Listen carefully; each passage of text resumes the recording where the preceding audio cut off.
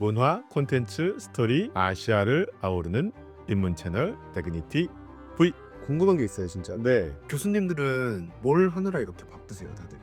그렇죠. 지금 사실은 겨울방학이잖아요. 그렇죠. 교수들이 겨울방학에는 놀고 있는 줄 아는 분들이 상당히 많더라고요. 안 놀아요?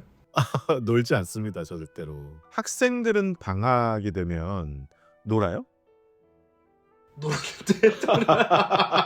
물론 많은 학생들이 놀기도 하겠죠. 뭐 좀 쉬기도 하고 재충전도 하겠죠. 사실은 학생들도 방학이 될 때부터 한 2달 정도 시간을 어떻게 보낼까 굉장히 다양한 계획들을 세우잖아요. 뭐 운전면허를 따겠다, 밀렸던 책을 읽겠다, 해외여행을 한번 갔다 오겠다, 아니면 뭐 아르바이트를 하겠다, 뭐 이런 다양한 계획들을 세우잖아요. 이런 게 어떻게 보면 노는 건 아니죠. 공부의 다른 형식이라고 저는 생각이 들거든요. 해외여행은 노는 거 아니에요? 해외여행도 공부죠, 사실. 평소에 갈 수 없는 곳에 나가서 새로운 문화와 새로운 경험들을 하러 가는 거니까. 저도 이번 겨울방학 때 잠깐 3박 4일 다녀왔는데요. 대만에 우리 다녀왔잖아요. 우리가 놀았나요, 가서? 다 안 놀았죠. 네, 여기서 이러시면 안 돼요. 우리 막 유튜브 찍고 뭐 이거 이랬잖아요, 사실은. 대학 교수들은요, 사실 그 바깥에서 보시는 것보다 할 일이 굉장히 많아요. 첫 번째로는 제일 중요한 거는 논문을 써야 돼요. 연구 논문을 써야 되는데 분야마다 좀 다르긴 한데요. 저는 인문 계열에 있으니까 인문 계열, 그리고 사회 계열, 이공 계열, 예술 계열, 대체로 이렇게 좀 학문 분야가 나뉘잖아요. 인문 계열 분들은 논문 쓰기가 좀 어려워요. 왜냐하면 논문 한 편이 나오기 위해서 이 연구 기간이 상당히 좀 길거든요. 그리고 매우 독창적인 질적 연구를 해야 돼요. 연구 방법론이 크게 우리가 2가지가 있는데 질적 연구 방법론과 양적 연구 방법론이 있어요. 질적 연구 방법론은 뭔가 인간을 대상으로 하거나 어떤 분석 대상을 삼아서 그것을 가지고 꾸준히 분석을 해서 결과를 내는 거고요. 양적 연구 방법론은 어떤 실험을 하거나 이런 것들을 통해서 모든 연구를 수치화해가지고 만들어내는 거를 양적 연구 방법론이라고 하거든요. 간단하게 말씀드리면 어떤 연구들을 숫자화하는 것들은 그것도 물론 어려운 연구죠, 당연히. 연구의 설계만 정확하게 잘 돼 있고 거기에 데이터만 잘 투입을 하고 혹은 이제 실험을 잘 수행을 하면은 이게 성공이냐 아니냐 이렇게 딱 결정이 나면 그걸 가지고 논문을 쓰는 수 있는 거예요. 그래서 특히 이제 이공 계열 분들은 협업을 많이 하죠. 여러 연구자들이 같이 모여 가지고 같이 공동으로 작업을 하다 보니까 관심사들이 이제 집중이 돼서 다양한 연구들이 이렇게 나올 수가 있는 거예요. 그래서 이공계 교수님들은 공저가 많아요. 뭐 심지어는 수십 명에 이르는 분들이 함께 모여서 논문 한 편을 완성하거든요. 근데 인문학은 기본적으로 연구자의 머릿속에 들어있는 것을 바탕으로 연구를 수행해야 돼요. 창의적인 상상력 이런 것들을 가미를 해서 기존의 연구를 검토한 결과를 가지고 한 명이 주로 연구를 수행하거든요. 요즘에 이제 조금씩 이제 인문학도 상황이 바뀌고는 있습니다만 전통적으로 말씀드리면 이제 그래요. 그러다 보니까 인문학 연구자들은 1년을 기준으로 했을 때 좋은 논문을 한 편 쓰면 굉장히 잘 쓴 거예요, 제가 생각하기엔. 근데 이제 공학 같은 경우는 수십 편의 논문이 나올 수 있죠. 분야에 따라서 물론 다르지만 또 사회과학 같은 경우도 양적 연구를 수행하는 경우들이 많아요. 좀 실험을 하는 경우도 있고 조사를 하는 경우도 있고 이런 것들은 이제 어떤 도구의 도움을 많이 받아요. 예를 들면 통계 분석을 한다. 그럼 뭐 SPSS를 돌린다. 그러면 이제 그런 도구들의 도움들을 쭉 받아가지고 논문을 내기 때문에 또 그 나름대로의 특성이 있지만 그런 양적 분석, 데이터 분석을 하는 경우가 많다. 인문학은 그렇지 않고 사실은 머릿속에서 거의 모든 것들을 해결해 줘야 되기 때문에 좀 길어집니다. 그런데 1년에 한 편 정도 쓰면 굉장히 좋은 논문을 쓸 수 있을 것 같은데 많은 대학에서는 대학 교수가 1년에 한 편만 논문을 쓰도록 내버려 두지 않아요. 더 많이 쓰라고 다그치죠. 왜냐하면 논문의 편수가 그 대학의 경쟁력을 의미하고 그 대학이 외부로부터 평가받는데 중요한 지표가 되기 때문에 그래요. 그래서 대학 교수들이 승진을 하거나 승급을 하려고 하면 이 논문 편수가 기본적인 요건에 해당해요. 어느 대학이나 마찬가지예요. 그래서 대학 교수들은 1년 내내 논문을 써야 된다라고 하는 중압감에 시달립니다.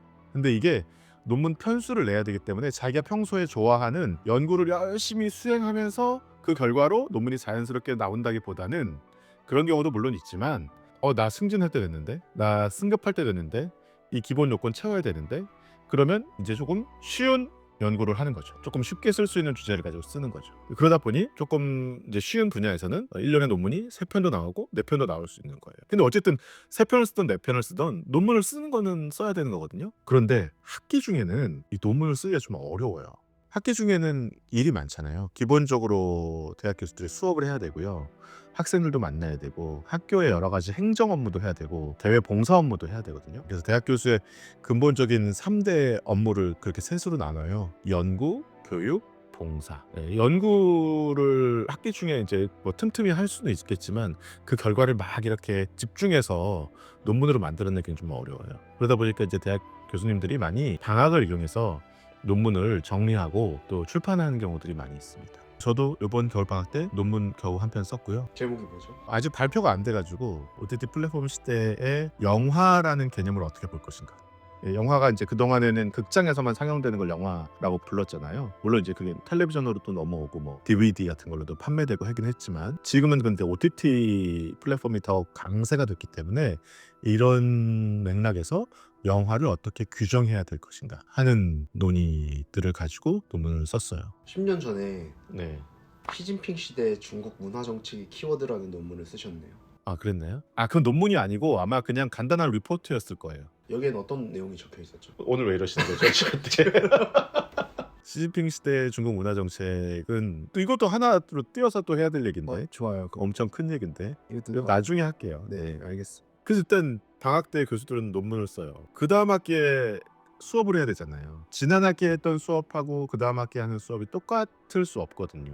같은 과목을 한다고 하더라도 1년 사이에 또 상황이 좀 많이 바뀔 수도 있고 또 기존에 했던 것들을 좀 학생들의 피드백을 받아서 이런 것들을 좀 더 새롭게 만들어야 되는 부분들이 있거든요. 그러면 보통 교수님들이 두세 과목 정도를 수업을 하세요. 교수들의 책임 지수라고 하는데 두세 과목 정도의 수업을 하면 일주일에 9시간이라고 칩시다. 9시간을 수업하기 위해서 이걸 준비하는 시간은 보통 3배 이상 걸린다고 얘기를 하거든요. 그리고 이제 요즘 학생들한테는 옛날하고 달리 파워포인트 자료를 다 제공을 해줘야 돼요. 옛날에는 뭐 판서를 하면서 칠판에 써가면서 이렇게 수업을 하기도 하고 책이 하나 있으면 책만 가지고 이렇게 수업을 하기도 하고 그랬는데 요즘에는 파워포인트가 거의 기본 자료가 됐기 때문에 파워포인트 자료 만드는 것도 상당히 시간이 많이 걸리고요. 저도 이번 겨울방학에는 작년에 했던 수업을 교재로 만드는 작업을 지금 하고 있어요.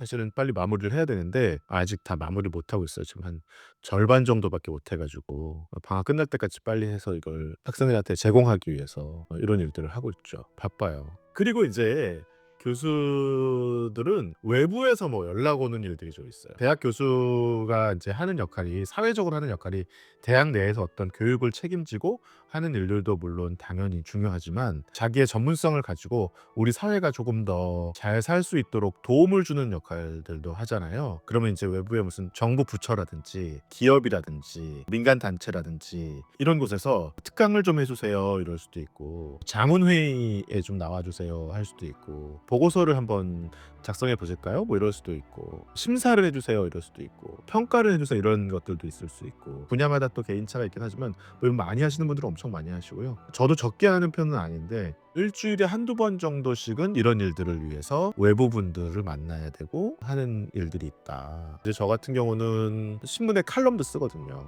칼럼도 한 달에 한 2편 내지 3편 정도를 쓰거든요. 그러면 이제 한 달에 한 편 쓰는 거니까 뭐 그냥 그럴만 하지 않나 싶지만 우리 사회가 어떻게 돌아가고 있는지를 잘 관찰을 해가지고 뭔가 메시지를 좀 정확하게 내고 의미 있는 얘기들을 독자들한테 하려면 이걸 이제 쓰기 위해서 몇 주 전부터 고민을 하는 거죠. 어떤 주제를 가지고 쓸까? 어떤 메시지를 던질까? 이런 고민들을 이제 계속 하면서 지내는 거죠. 그러니까 대학 교수 머릿속이 굉장히 복잡합니다. 제가 이제 다른 직업은 많이 안 해봤지만 대학 교수는 여러 가지 직업 중에 역할 행동을 굉장히 다양하게 요구받는 그런 직업 중에 하나라고 생각이 들어요. 혼자서 연구실에서 붙어 앉아가지고 자기 연구를 수행하는 연구자의 역할도 있고요. 또 많은 학생들을 만나서 자기가 알고 있는 지식과 정보를 함께 나누는 교육자의 역할도 있고요. 또 학교의 행정 업무를 처리해야 되는 행정가의 역할도 있고요. 외부에 나가서 뭔가 일을 해야 되는 그런 다양한 역할 행동들이 있습니다.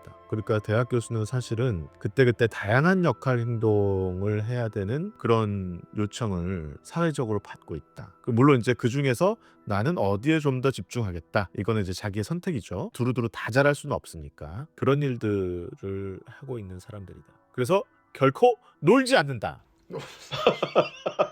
교수님은 어디에 제일 집중하고 계신가요? 저는 다 조금 밸런스. 네, 밸런스를 추구하기 때문에 이도저도 아니네요. 생각해 보니까 요것도 조금 저것도 조금 뭐 이러다 보니까